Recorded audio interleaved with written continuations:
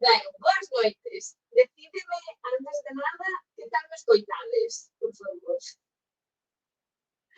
Decídeme polo chat, porque pilloume agora o de armar o micrófono e tal, e eu ia con estes pelos e ainda non arreglei parte do problema coa webcam. Vale, non se escoita moi ben. E que pasa? Se me muteo por aquí.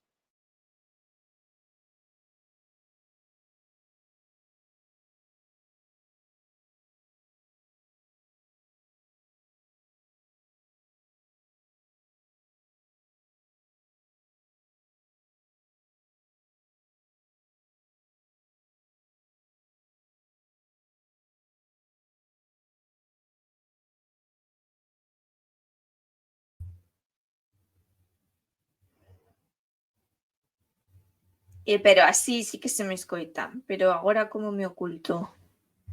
Así. No, así no. Así tampouco.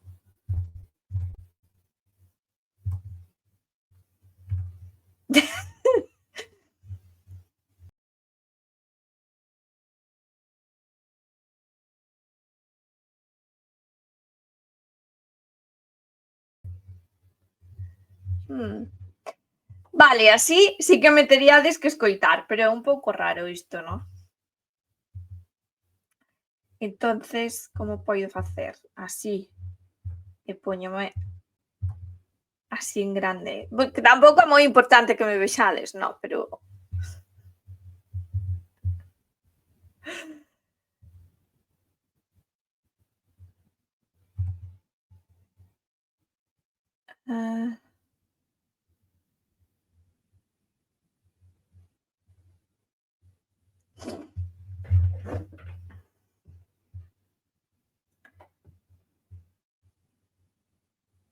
E bueno, eu sempre cos problemas de tecnoloxía, é que de verdad, Melody. Claro, como non pago a versión cara.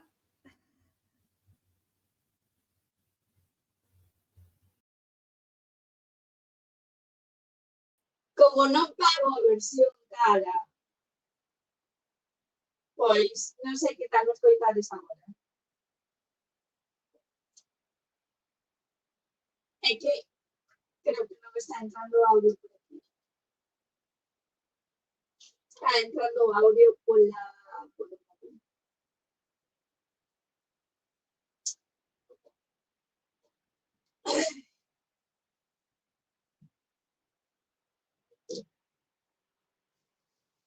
Que bueno, creo que ao final foi como fixemos. Eu pensaba que estaba a entrar o audio polo micrófono QT e entrou pola cámara. Vale.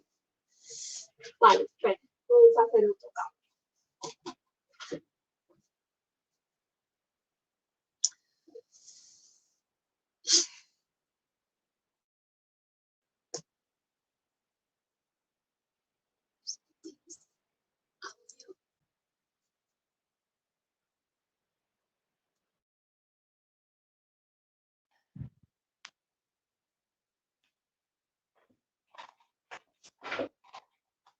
Que tal agora? Creo que se escoita mellor, non? Vale, perfecto. Jolín, perdonade. Bueno, día 2 desta santa semana da que, por suposto, prometín que iba a haber tema, pero non sei de que falar, así que díxenme a min mesma que teño uns deberes pendentes con vos e comigo de facer, que é ler as Siracusanas, que é un poema das idílicas de Teócrito, vale? Entonces, quen é este señor? Pois deixademe mirar Wikipedia porque eu só lo coñezo de nome. Que desgracia de humanistas son. Bueno, Teócrito é un señor que naceu en Siracusa alá polo 310 a.C. e morreu polo 260 a.C. Poeta grego, fundador da poesía bucólica ou pastoril. Así que a él debemos de toda a longa tradición de pastoriñas correndo polo prado, perseguidas por seres. Sábese moi pouco del, así que non me podedes vedes, é que non me podedes lapidar, non me podedes lapidar porque ninguén sabe nada, entonces que carallo vou saber eu? Saber eu máis que o resto que se estudiou a vida de Teócrito. Bueno, é considerado o poeta do amor e da simplicidade da natureza dos costumes campesiños, xa que a él debemos tamén a idealización do rural, a idealización da vida pastoril.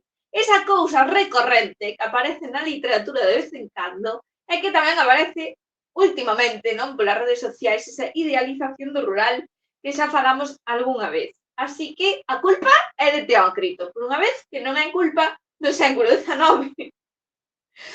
Entón, por que quería eu ler as Siracusanas? Eu botei un ollo hai tempo por encima, quería volver lelas porque fala de dúas mulleres que van á romaría, concretamente, realmente van ás festividades de Isis en Siracusa. E entonces é unha das referencias literarias que temos sobre o culto a Isis. Por iso me interesaba, non? Entonces, que mellor momento para ler sobre procesións que a Semana Santa? Aquí, en modo pagano. Entonces, pues, vou nas buscar. Creo lembrar que tiñan o seu punto gracioso, así que ben. Non sei se vos lo podo compartir, creo que sí. Tería que compartir compartir pantalla. Dende aquí. Ui, sí que vos lo podo compartir, perfecto. Por suposto, teño unha copia ilegal de algunha edición de Gredos descargada de sabe Dios de donde. Entonces, pues nada, pues vamos a iso, porque, sí, chamou má atención, non sei como de longo é, 17 páxinas, pode ser.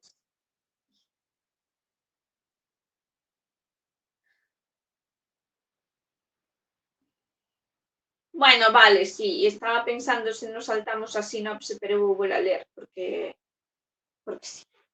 A acción desenvolvese en Alexandría, as dúas personaxes centrais son Gorgo e Praxinoa. Son dúas señoras siracusanas que viven cos seus maridos nunha gran urbe exipcia. No Palacio de Ptolomeo Filadelfo vai a celebrarse a festa de Adonis. E por que dixen eu antes o de Isis era a de Adonis.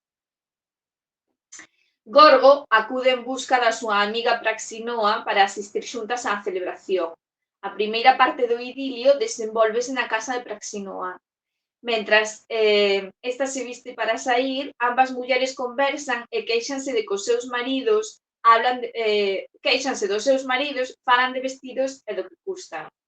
A dona da casa riñelle á serviinte, intenta facer comprender ao seu filliño que ten que quedarse porque fora corre peligro entre tanta xente. Entón cambia a escena e as dúas mulleres van agora pola rúa camiño do palacio. O mínimo continúa tanto no linguaxe que sigue sendo familiar, cheo de refráns, xiros cotidianos, como en situacións case son atropeladas polos cabalos do rei, preguntan a unha vella, sufren os apretóns da multitude para entrar no recinto do palacio, a Praxinoa rompen o manto, encontran a un home amable que as axuda, e dentro xa admiran os ricos tapices que forman parte da decoración que a raíña dispuxo para a festa.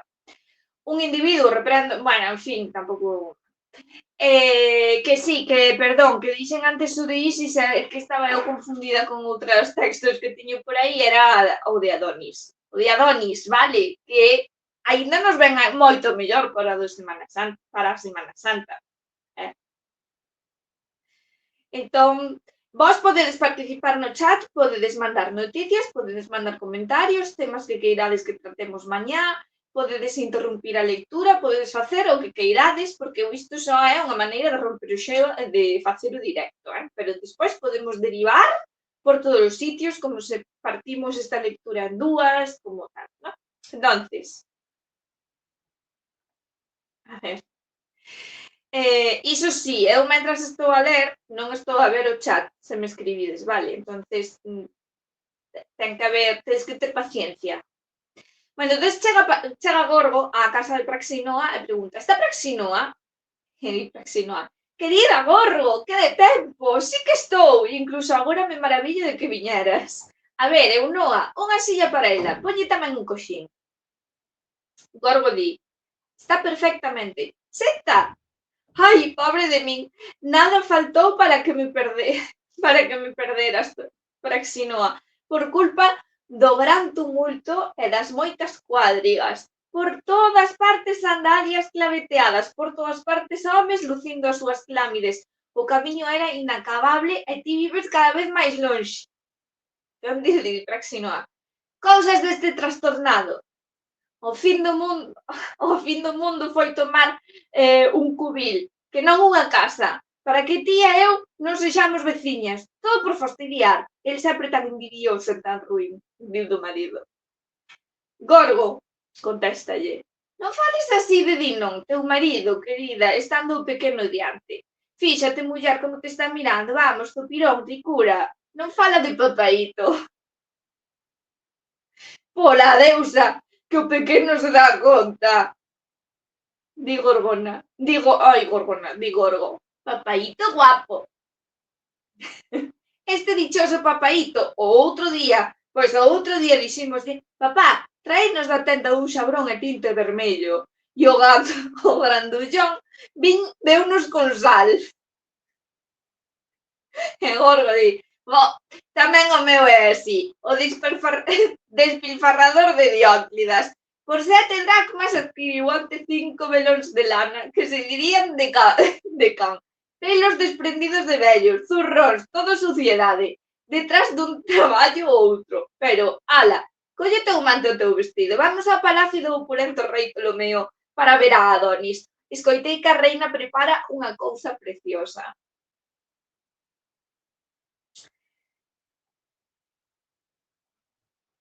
Di Praxinoa, en casa do opulento todo é opulencia. Se vas, poderás contar o que vexas o que non fora. Tal vez sexa a hora de poñernos en camiño. O sea, na casa do opulento todo é opulencia. É que como non vai ser maravillosas idílicas, pero vedes estas dúas señoras do século, que dixemos? Século... A ver, cando son escritas as idílicas? Bueno, o señor morre no 260 antes de Cristo. Vale. Non cambiou a vida marital dende o século III antes de Cristo. A vida marital será sendo igual. Mandas ao marido pola compra e venche con todo menos o que te puxeches na lista. Lévate longe das amigas para que non poidas criticalo. Esas cousas de que homes non cambiaron. Di Praxinoa, para os desocupados sempre é festa. Eso eu non a pilla a escrava. Colle a labor e volve a ponela aí no medio. Verás como che deixo a cara. A estas comadrexas encántalles dormir de blando. Comadrexa é unha donicela, non? Si, é unha donicela. Mustela nivalis. Nada, que traducín comadrexa, obviamente comadrexa non é. Non se dice dominicela, cousas de estar traducindo así directamente. Vos non o apreciades, pero ten un gran valor o de facer a traducción directa. Comadrexa. Bueno, vamos, móvete, trae enseguida auga. Primeiro fai falta auga, e esta trae xabón, dá moi igual. Non tanto, tragona. Bota auga. Idiota, que me mollas a bata. Basta, a boa de Dios. Pero xa estou lavada. Onde está a chave do cofre grande? Traia aquí. Vale. Entendemos que a criada, bueno, bañou unha por completo, prácticamente. De Gorgo, que veche senta o vestido plisado, Praxinoa, dime, canto che costou a tea? Non mo lembres, Gorgo, máis de dúas minas de boa plata, e nas feituras deixeime a alma. Ai, pero saiu ao teu gusto, ben podes dicilo. Praxinoa referindo-se á esclava. Traime o manto e o sombreiro, ponmos ben. Non vou levarte, fillo, coco, cabalo, pupa. Chamalle coco, fillo. Cal sería a palabra grego?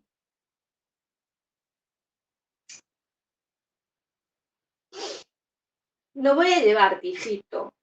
Coco, caballo, pupa. Ah, vale. No. Dice ao fillo que non o vai levar porque coco, cabalo e pupa. É dicir, mormo, caballo, muerde.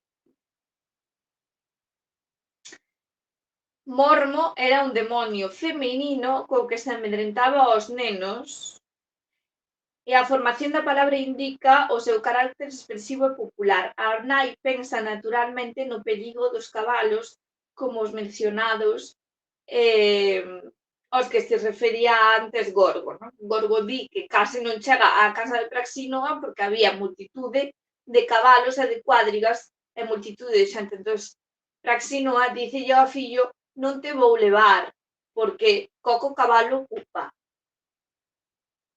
Pero claro, isto que poñen aquí como coco non é coco, senón mormo. Porque, claro, non collín a edición bilingüe, entón tampouco podería comparar co texto en grego. Como se comparando co texto en grego me fora a enterar de algo. Non, porque, mira, eu quería aparentar intelectualidade e señora académica, pero non poido, porque os máis sei, máis ignorantes son. Sabes o que te quero dicir? Non sabedes o que quero dicir. Entonces, este demo feminino, mormo,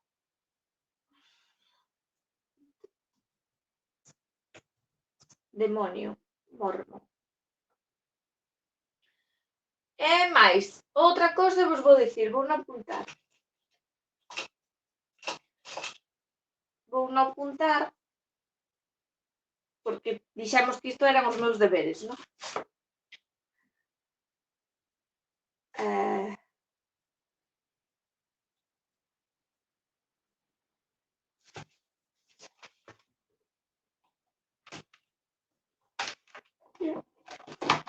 Como fai falta por aquí?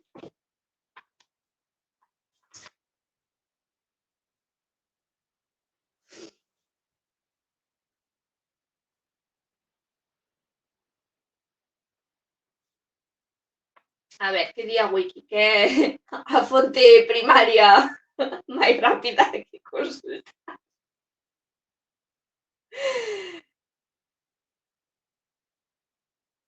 Ai.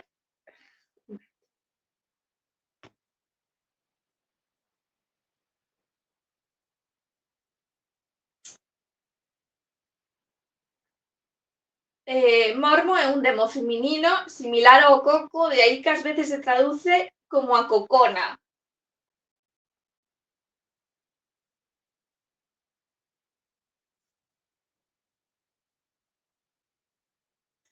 Lembrades que eu teño un vídeo na canle que se chama A miña relación co coco e eu explicaba de onde saía o nome de coco e todo iso?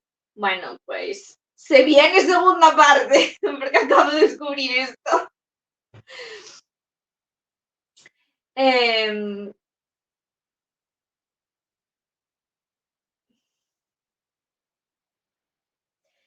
Debería ser o sinónimo de coco, home do saco ou das pesadillas, fobetrón. Dícese na Alexíada que os bebés teñen medo de mormo.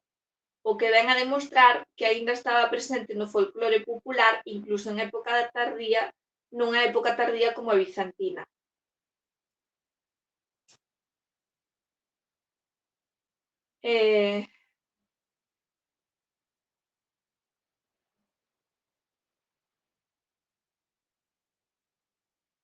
Mormo era acusada de morder aos nenos malos e aos demais e volvelos coxos. Era o vecho que utilizaban as nodrizas para asustar aos nenos e as nenas na Grecia antiga. Di por aquí que a Mormo orixinal era unha muller de Corinto que comeu aos seus fillos e logo saía voando, según un relato do que só hai constancia nunha fonte.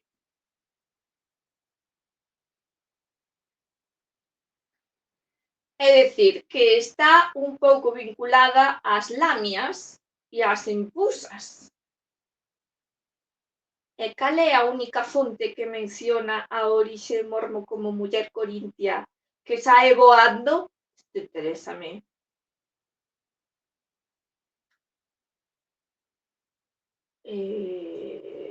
Perdona, só hai constancia nunha fonte. Escolio a Aristides.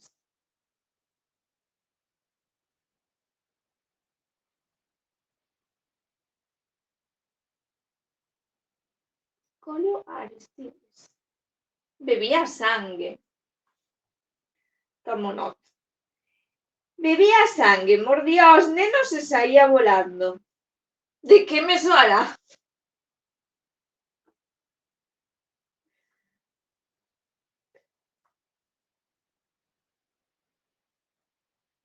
Pero non me gusta como citan a fonte na wiki, o sea, que me vai dar o traballo de teñome que dar o traballo de buscalo. Porque teño cando estudiaba na universidade fixen un traballo sobre a Bela e a Bestia, entonces unha parte do traballo eran as velas que son bestias en sí. Por suposto, linme algúns libros nos que se falaba da lamia e da ampusa, e a min non me soa isto de Mormo, pero igual porque a mente, sabes, naquel momento non asociei. Logo din por aquí que similar a Mormo é Mormólice, que isto é decir a loba Mormo, o sea que tamén é un pouco licántropa. É unha figura folclórica relacionada co mundo dos mortos e as fantasmas. Mormólice ou mormólica en dorio tamén é descrita como unha nodriza do propio Aqueronte, río por excelencia asociado ao inframundo. Mormólice.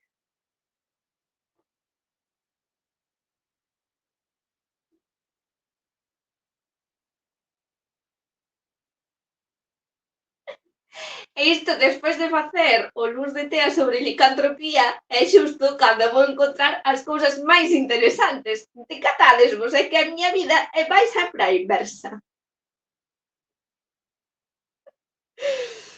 Bueno, imos seguir, pois moi ben. Encantoume isto de atoparme con Mormo.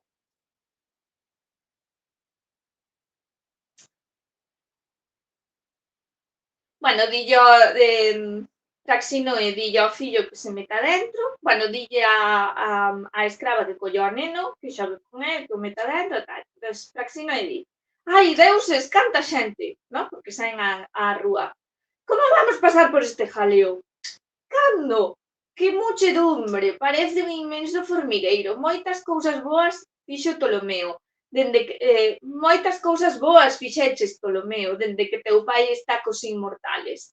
Ningún malfeitor se acerca a un na rúa á maneira exipcia e lle fai unha canallada. Non sei cal é a maneira exipcia, vale? Non nin puta idea. Broma que antes gastaba esta xentuza que leva a mentira no sangue. Todos da mesma calaña, tramposos, chusma maldita. Gorgo da miña alma, que vai ser de nosoutras? Os corceles do rei. Amigo, non me pises! E o alazán cadurita, mira que brío, apártate, eu noa. Vai a unha atrevida, acabará por matar ao que non leva. Menos mal que o meu pequeno se quedou na casa. Dille Gorgo. Ánimo, Praxinoa. xa nos quedamos atrás, os cabalos foronse ao seu sitio. E Praxino, que vai toda sufocada, xa me vou recobrando, desde que era pequena os cabalos e as frías serpes danme moitísimo medo. Apresurémonos, que toda esa multitude non se nos bota encima. E aquí facemos un apunte, pequeno apunte, porque, claro, cando falamos de deuses, ritos, mística da religión antiga e tal, non? E creemos que, bueno, as serpes son adoradas esquécenos que tamén son igualmente técnicas, non? E aquí unha señora que lle tiña moito medo ás serpes. E con razón.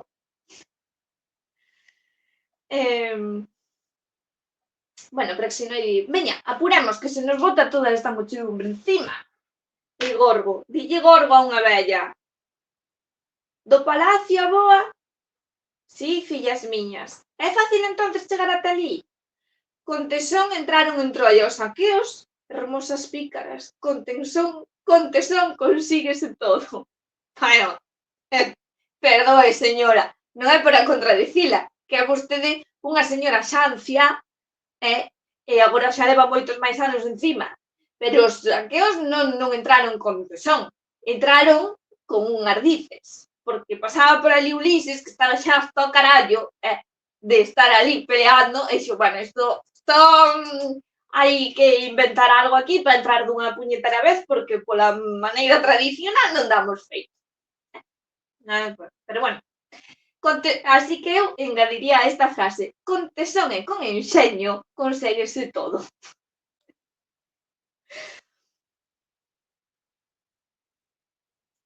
A ver, que me contades por aquí. As mulleres parlotean agora igual que antes. Sí, totalmente.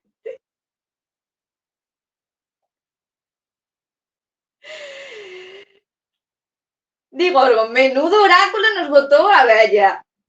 E vais tan campante. En Praxino e di, as mulleres sábeno todo, incluso como Zeus levou a Hera. Bueno, aquí apuntan na nota a pé de páxina que levarse a unha muller significa obtenela, de maneira que a frase equivale a como Zeus obtivo a Hera, non? Cosa que me fai bastante gracia a referencia, non? Porque de Zeus e Hera non sei canto mito de como se coñecen aí, creo que é bastante pouco, o sea, Zeus non fixo nada así moi especial, non? O sea, todos coñecemos os ardides de Zeus para conseguir amantes. En fin, fíjate, Praxinoa, que multitude rodea as portas. Ai, que barbaridade, Gorgo, dá man. E ti, Eunoa, cóllete a Eutíquide. Non sei quen é Eutíquide. Vale, outra esclava. Procura non separarte dela. Entremos todos á vez. Pégate a nosotras, Eunoa. Ai, pobre de min. Ai, xa me romperon o manto pola mitad. Gorgo, por Zeus, bon home, ten cuidado co meu manto, pero que máis queiras. Ese, home, non está na miña man, pero tendreino. Verdadeiramente, vaya xaleo, empuxan como porcos. Ánimo, muller, que estamos en bo sitio. Aquí outro apunte, que vemos que hai mulleres e homes mesturados pola multitude e falan dunha maneira bastante igual, non? O sea, como un día de feira, un día de San Lucas, un día... Vostedes a San Lucas. A San Lucas é unha feira que se fai aquí en Mondoñedo. E poñen tenderetes nas rúas, por suposto, entonces sempre hai como a xente ordenase máis ou menos, non? Entonces van todos, baixas pola dereita e despois subes pola esquerda.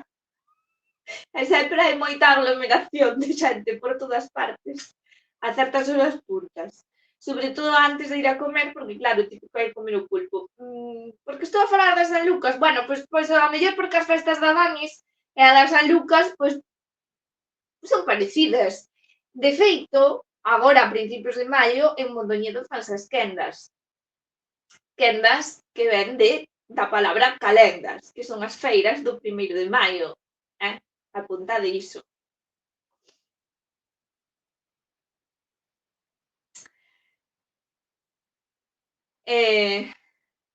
Taxinoe que lle responde a este home: en bons sitios tes ti sempre en diante, amigo, que te ocupas de nosoutras.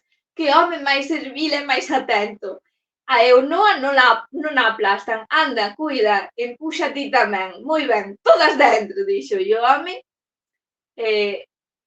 Todas dentro, dijo el hombre y encerró a la nubia. ¿Qué? Bueno, perdón.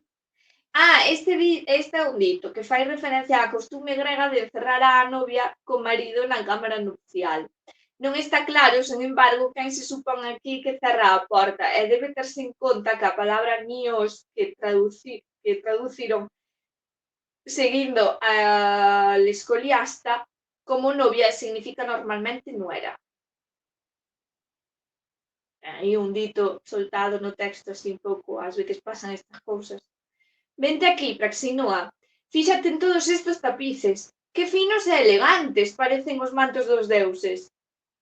E di Praxinoe: Augusta Atenea, que tecedoras as que os fixeron, que artistas os que representaron con tanta perfección estas figuras, con que naturalidade están e con que naturalidade se moven, de carne e osos son, que non texidas. Hai que ver o liso que é ese home. E el, que admirable, reclinado no sillón de plata con o primeiro bozo asomando nas súas meixelas. Ai, Adonis, 3 veces amado, amado hasta no queronte. Fixádevos o aprecio que estas mulleres teñen polos tapices, que xa ao principio do texto, cando o Gorgo vai a buscar a Praxinoe, xa dicen que a raíña ten algo reservado como sorpresa. Parece ser que son estes tapices. Porque moitas veces na nosa mentalidade tendemos a pensar que só teñen valor os cadros pintados, certo tipo de artes visuais, pero realmente na antigüidade o tecido e os tecidos, os tapices, tiñan un valor moi alto. Non só pola materia, que a materia que están compostas xa elevaba o valor, pero obviamente despois o tempo de tecido e a arte co que se tece. É algo moi a ter en conta. Outro home que pasa por aí di: condenadas mulleres, deixade de falar constantemente, cotorras, crispan os nervios de un constante.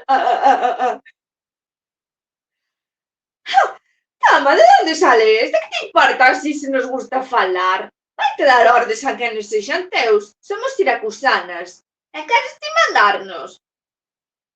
Pois para que te empapes, somos de orixe corintio, como Belerofonte, falamos peloponesio, e os dorios poden falar dórico, digo eu. Perséfone, que nunca teña poder sobre nosoutras máis que un solo señor. Non che fago caso, non te canses.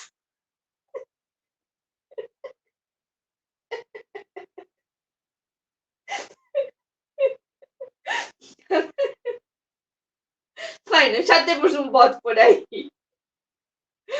Bueno, cala Praxinoa, a filla da Argiva van a cantar a Adonis. É unha cantante moi versada, a que o ano pasado interpretou tan destacadamente a Endecha. Non sei que é iso. Estou segura de que vai cantar algo estupendo. Xa está aclarando a súa voz. Entonces, ponse a cantar a artista. E supoño que o que ven en continuación é o que a artista canta.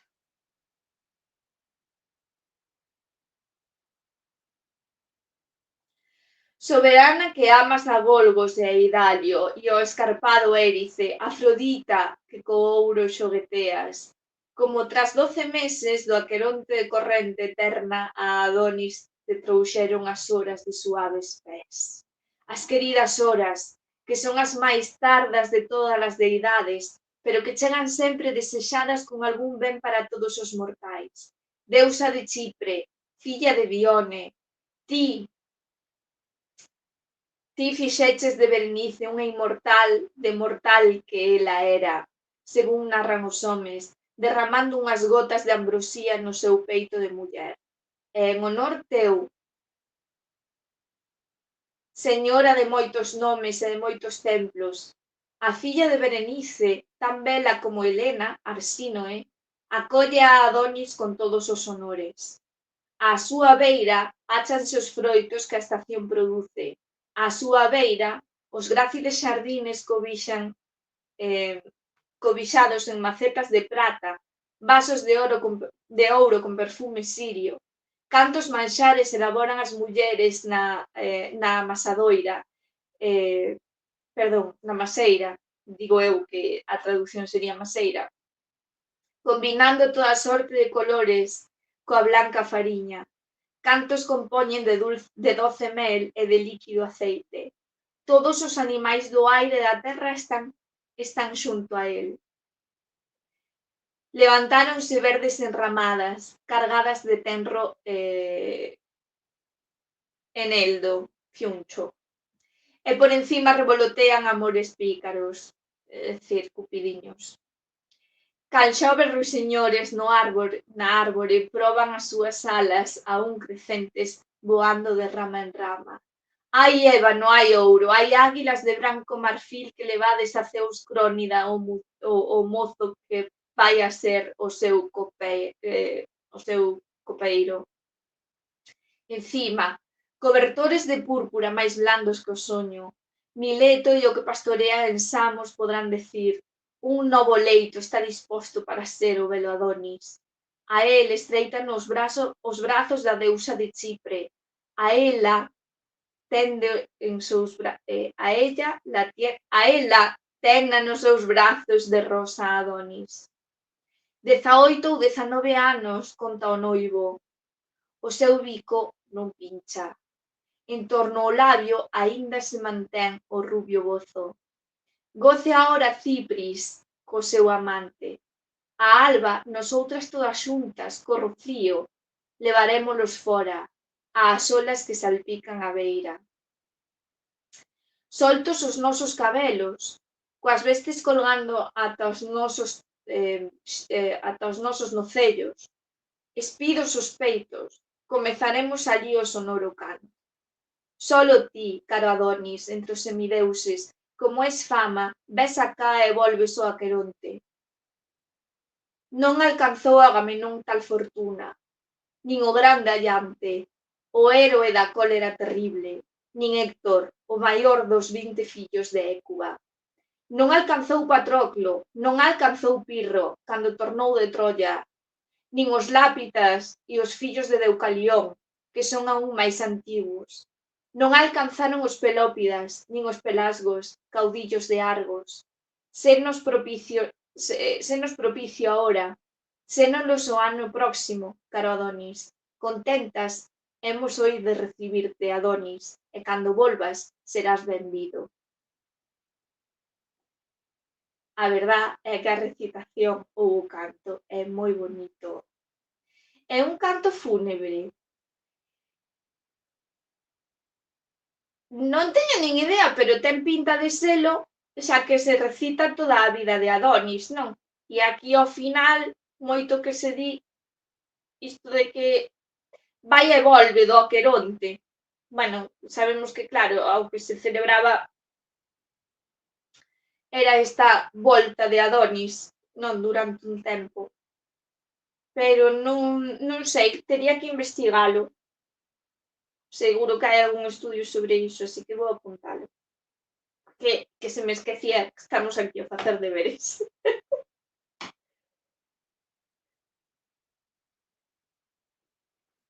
É moi bonita esta recitación, non pensaba que iba a ser tan bonita, de verdad que non sei como soará en grego, pero a traducción, non sei como é a traducción, quer decir, canto se axusta literalmente ao texto grego, pero é moi bonita.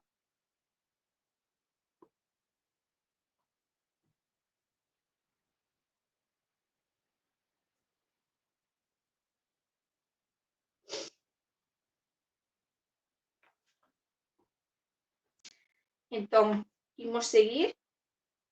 Xa acabamos, xa chegamos ao final.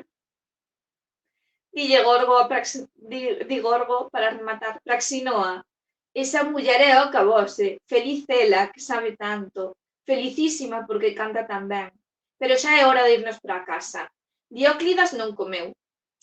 O home é puro vinagre, pero cando ten hame, nin te lle acerques. Salve Adón, querido, e que cando volvas nos fagas felices. O sea que é como a despedida de Adonis. Sí, ten pinta de ser canto fúnebre. Claro, isto que di de que o despiden no mar, mostran os peitos, é un sinal de duelo entre os gregos, nunca as mulleres cando descubren os peitos. Así que sí, ten toda a pinta de ser canto fúnebre. Sobre a nota 49, bueno, salve Adón, forma abreviada de Adonis. Salve Adón, querido, e que cando volvas nos fagas felices. Bueno, pensei que iba a haber un pouquiño máis de detalles acerca das festas de Adonis. Sí que nas notas, quen fixo as notas, sí que aporta bastante información sobre o texto. Por exemplo, que as festas de Adonis eran unha festividade de mulleres, de modo que a organización correspondía á raíña, máis que ao rei, e Arsinoe tiña especiales motivos para mostrar o seu agradecemento á deusa preparando unha magnífica acollida a Adonis. Arsinoe era a muller de Ptolomeo, vale, que é o rei que está a abrir o palacio para preparar estas festividades. Entonces, bueno, interesante. Pero, claro, eu pensaba que iban a falar que salía o dos xardíns de Adonis, isto de botar unhas sementes nunhas pequenas xardineiras, esperar a que brotaran, celebrar tanto a chegala como a partida de Adonis, algo así. Pero está moi ben o texto, de verdade. Ademais, paseino moi ben. Son moi parlanchinas estas señoras. Hai unha Afrodita Arsinoe. Unha Afrodita Arsinoe. Vale, pero eu antes vin por aí que Arsinoe era a de Ptolomeo. Afrodita Arsinoe.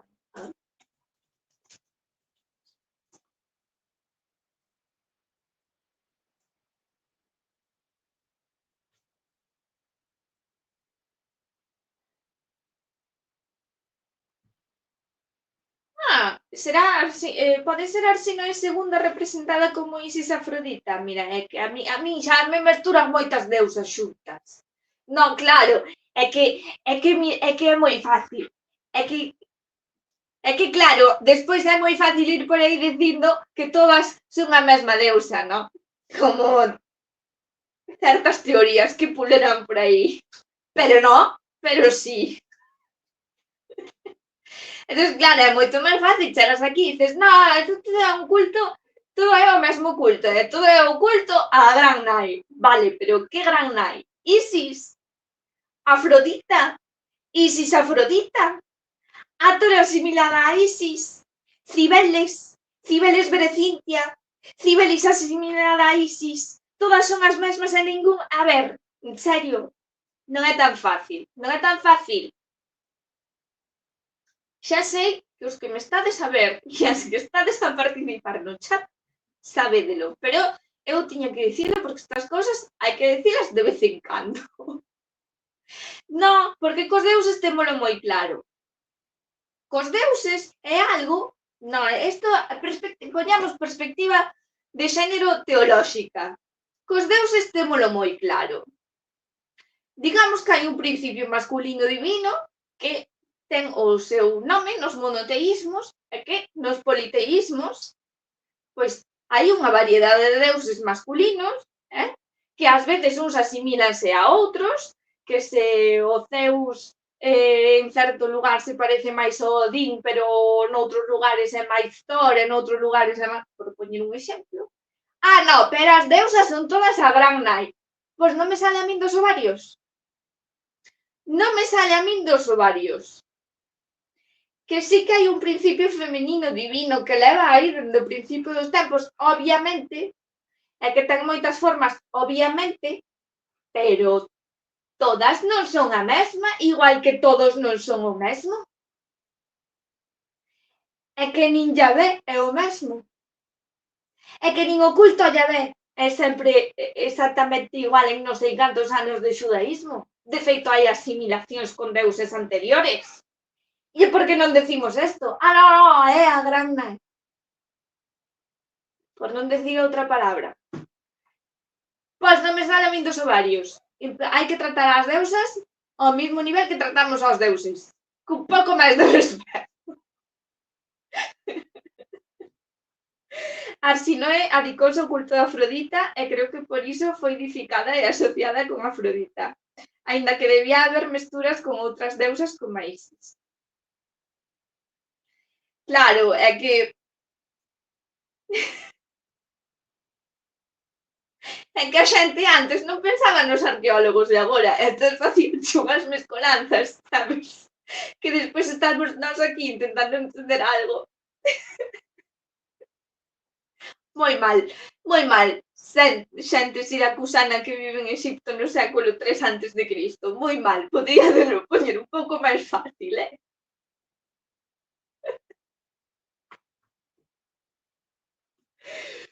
Iba a dicir eu algo sobre isto das siracusanas, non lembro que. Non lembro que.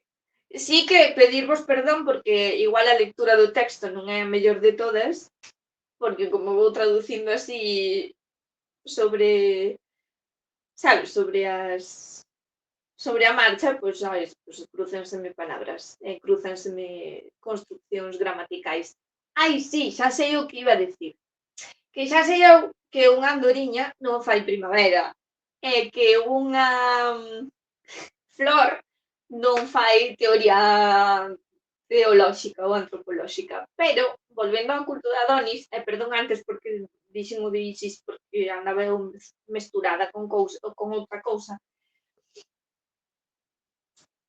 Creo que nas Metamorfosis de Ovidio, cando se conta a morte de Adonis, a ver, o culto de Adonis é un deses cultos que intenta explicar o ciclo de renovación e morte da natureza. Entonces, temos o máis coñecido do que máis se fala últimamente, que temos hasta na sopa, é o de Ceres Perséfone. Pero o de Adonis foi moi importante e tamén o de Atis e Cibeles.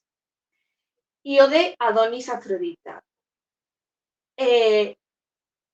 Adonis dice que pasa, como é? 3/4 do ano con Afrodita e 1/4 no inframundo. É dicir, que os meses donde a natureza está viva son máis que os meses nos que a natureza está morta. Isto é bastante significativo porque noutros cultos adoitase dicir que é metade do ano e metade do ano. E claro, isto responde, supoño, que as condicións climáticas de orixe destes cultos. Tampouco son eu gran experta en todo, ¿no? Pero habería que tirar por aí. Entonces, sempre me chamou, unha das cousas que me chama a atención é isto de que Adonis pasa 3/4 con Afrodita e 1/4 con un cuarto no Hades.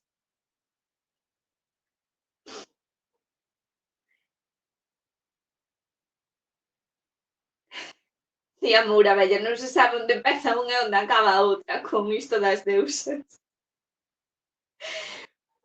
E volvendo ás Metamorfosis, nas Metamorfosis de Ovidio lín unha cousa que me pareceu moi interesante, que xa sei que dunha soa frase dun só autor non se pode extrapolar nada, pero pareceume literariamente bonito, e non sei canta de implicación podía ter ou canto de verdade, pero cando Adonis morre, Afrodita pínchase cunha rosa e a rosa tórnase vermella. Vale, a explicación de por que as rosas son vermellas. E con Adonis tamén nacen, creo que eran as anémonas, non? A flor de... Sí, sí, son as anémonas. O caso é que o vídeo di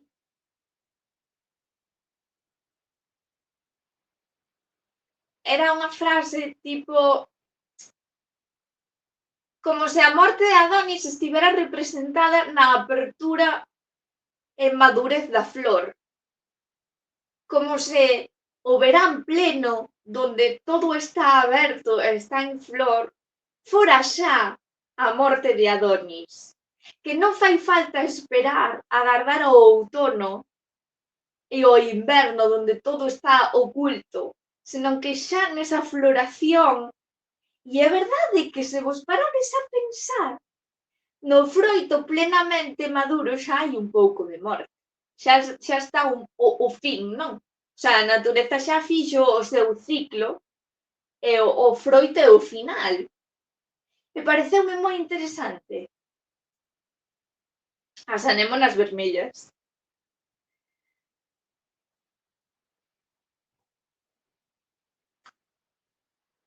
Iso, pareceume moi interesante que sexa esa eclosión do verán, do froito maduro, da flor plena, xa dando todo, non?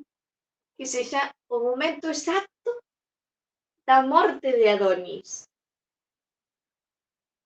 e do disgusto de Afrodita. Porque non tendería a ver eu o verán con esa connotación negativa, pero realmente aí está. A mí pareceme interesante. Igual me estou indo polos cerros de Úbeda, pero bueno, pois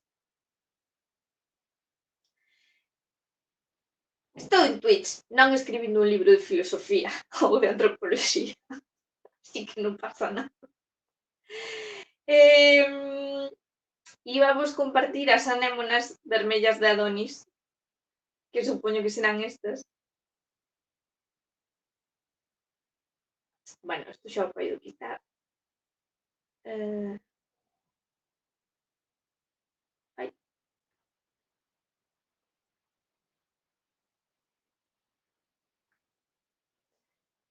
Vale, compartir pantalla.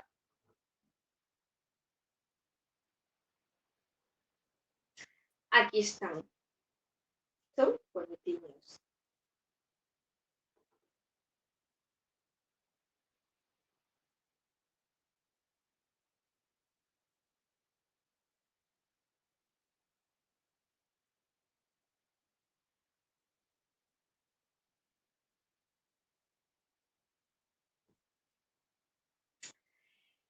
E bueno, repasamos as siracusanas e levo, bueno, pois unha hora co texto. Non sei se tedes algo máis que comentar ou que decir, ou se vos gustou este directo, se tedes algún tema que propoñer, ou se vos queredes arriscar a que vos lea outra das idílicas.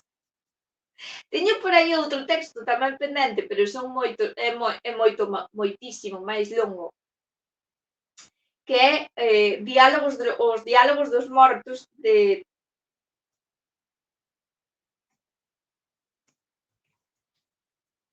Luciano. E son moi divertidos tamén. O sea que tendemos a falar da xente da antigüidade como se foran uns osos e unhas cousas así como rectos como pau de escoba, e realmente era pois xente moi divertida. A Moura Bella, que lle gusta vivir ao límite, di que eu arríscome. Bueno, pois entonces arriscámonos todos, non? Porque aquí somos valentes, pero non temerarios. Non se che ocorre outra cousa. Bueno, vos sabedes que se vos ocorre algo durante o día, podedes escribirme. Logo non respondo de ter tempo de poder mirar as cousas así coa debida profundidade. pero facer faise. É que tampouco o sea, digo isto de que me propoñades temas para intentar non repetirme, porque me repito moito, moito. E agora dirá a Moura Bella, pero tamén se repiten outros e non pasa nada. Xa sei, pero é que eu non quero repetirme. A ver, quero dicir, sabemos que sempre nos vamos repetir, polo tanto temos que poñer intención en non facelo, aínda que o fagamos igual. Que non é o mesmo que vir aquí e dicir, da igual se me repito ou non. Non sei se explico ben o concepto.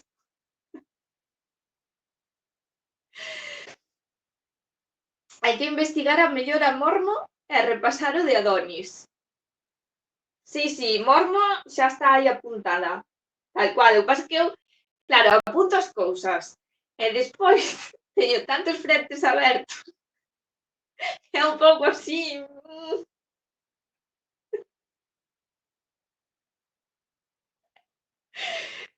É un pouco así, non sei.